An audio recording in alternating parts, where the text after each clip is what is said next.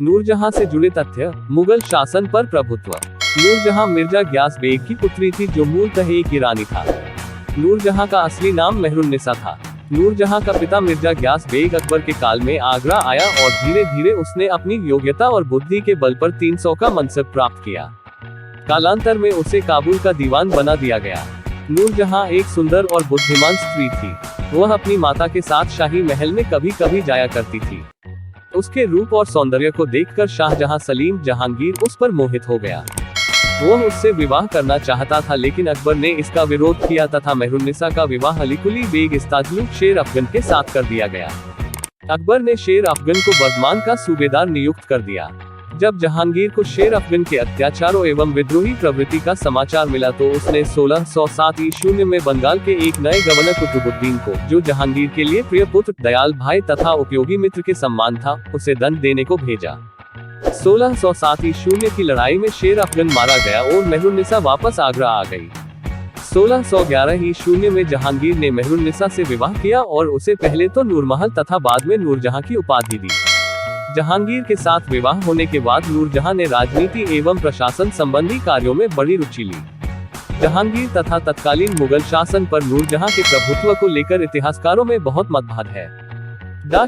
Vincent Smith जैसे विदेशी इतिहासकार नूरजहां के राजनीतिक प्रभुत्व को प्रमाणित करने के लिए कहते हैं कि सिंहासन के पीछे वास्तविक शक्ति नूरजहां थी।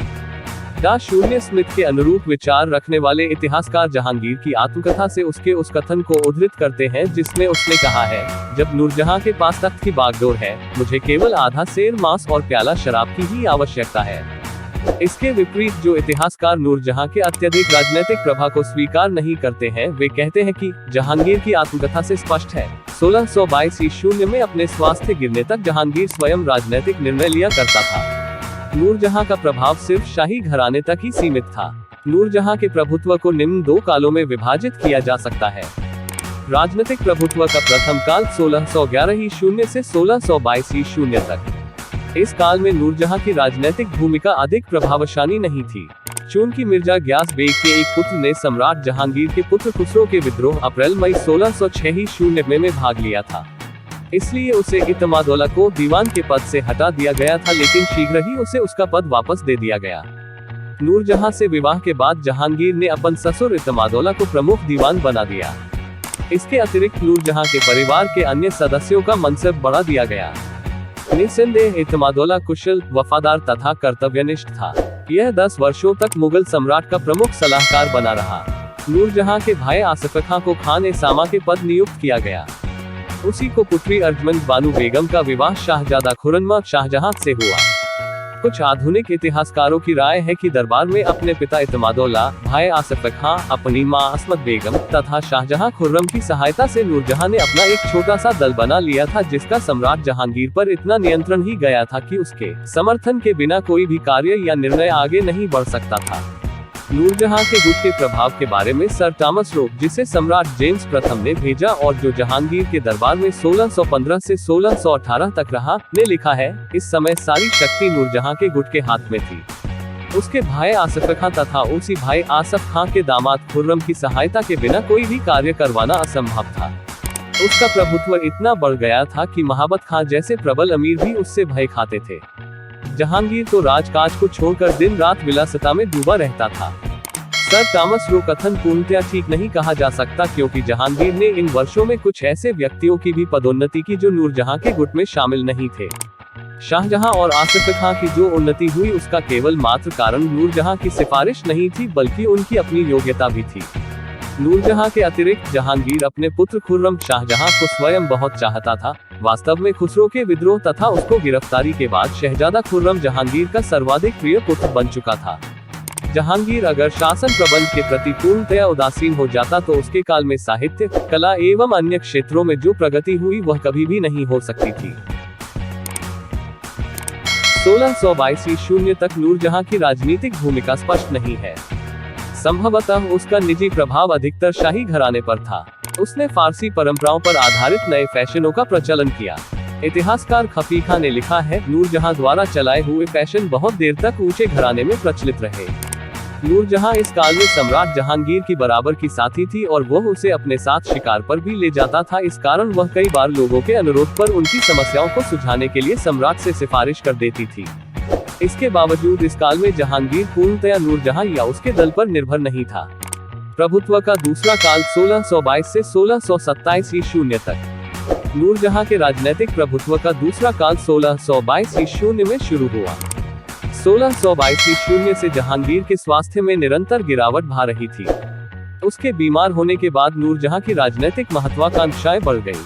पीटर मंडी बड़े सुंदर ढंग से लिखता है, वह उससे शादी करके उसी का कैदी हो गया और इस प्रकार उसने उस पर राज करते हुए सब पर राज किया। वह सारी सत्ता अपने पास रखना चाहती थी। इसी कारण उसके गुट में फूट पड़ गई। एक गुट नूरजहां का बना रहा जिसमें उसका दामाद शहरयार प्रमुख था। वह उसे जहांगीर का उत्तराधिकारी भी बनवाना चाहती थी। दूसरा गुट उसके भाई आसफ खां तथा शाहजहां खुर्रम का था। उसने जहांगीर को सलाह दी कि वह शाहजहां खुर्रम को कंधार अभियान पर भेजे। खुर्रम ने अपने पिता के विरुद्ध 1622 ईस्वी में विद्रोह कर दिया। खुर्रम को यह मालूम होने लगा कि जहांगीर पूरी तरह नूरजहां की मुट्ठी में है। परिणामस्वरूप नूरजहां के राजनीतिक हस्तक्षेप ने मुगल घराने में गृहयुद्ध शुरू कर दिया। नूरजहां ने इस काल में उन सभी उच्च अधिकारियों के विरुद्ध संदेह रखा जो उससे राजनीतिक मतभेद रखते थे। संभवतः उसी के कहने पर जहांगीर ने महाबत खां को दरबार में हिसाब किताब देने के लिए बुलाया, क्योंकि महाबत खां की मित्रता शाहजादा परवेज के साथ बढ़ रही थी, जिसे नूरजहां अपने दामाद शहरयार एवं स्वयं के लिए खतरनाक मानती थी। स्वाभिमानी महाबत खां ने सम्राट के विरुद्ध विद्रोह कर दिया। नूरजहां ने महाबत खां के विद्रोह को असफल बनाने में बड़ी कूटनीति से काम लिया तथा जहांगीर को उसकी कैद से छुड़ाकर अपनी महान राजनीतिक सूझबूझ का परिचय दिया। उसने जहांगीर को मृत्यु के बाद अपने दामाद शहरयार को आगरा से बुलाकर लाहौर में सम्राट घोषित किया, लेकिन नूरजहां इस प्रयत्न में सफल नहीं हुई, क्योंकि आसफ खां ने उसकी चाल विफल करने के लिए खुसरो के लड़के दावर बख्श को कठपुतली के रूप में खाली सिंहासन पर बैठा दिया, ताकि दक्षिण से शाहजादा खुर्रम को आगरा तक पहुंचने के समय मिल सके। खुर्रम को दक्षिण से शीघ्र बुलवा लिया गया। उसने आते ही शहरयार को पकड़ लिया तथा उसे धंधा करवाकर जेल में डाल दिया। नूरजहां के लिए एक निश्चित राशि तय कर दी गई और वह राजनीति से संन्यास लेकर बाद में 18 वर्ष तक जीवन व्यतीत करती रही। नूरजहां की राजनीतिक भूमिका का प्रभाव। नूरजहां की राजनीतिक भूमिका के अच्छे और बुरे दोनों तरह के प्रभाव पड़े।